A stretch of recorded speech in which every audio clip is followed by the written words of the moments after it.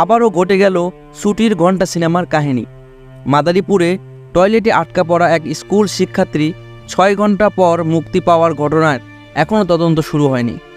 স্থানীয়রা জানায়, সদর উপজেলা পাঁচঘোলা এলাকার সরকারি প্রাথমিক বিদ্যালয়ের প্রথম শ্রেণীর ছাত্র রাফিন গত বৃহস্পতিবারে পরীক্ষা শেষে বেলা 12:30টায় টয়লেটে যান শিশুটি।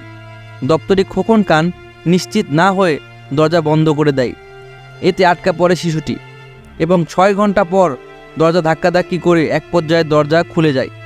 সৌভাগ্যক্রমে শিশুটি বেরিয়ে আসতে পারে, তবে আটকে পড়া অবস্থায় জোরে চিৎকার করায় শিশুটির গলা ও মুখ রক্তাক্ত হয়ে যায়।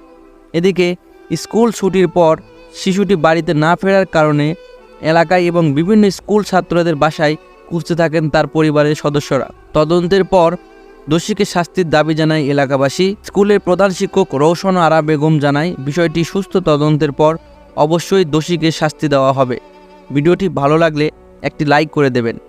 পরবর্তী আপডেট নিউজ পেতে আমাদের চ্যানেলটিকে সাবস্ক্রাইব করে রাখুন।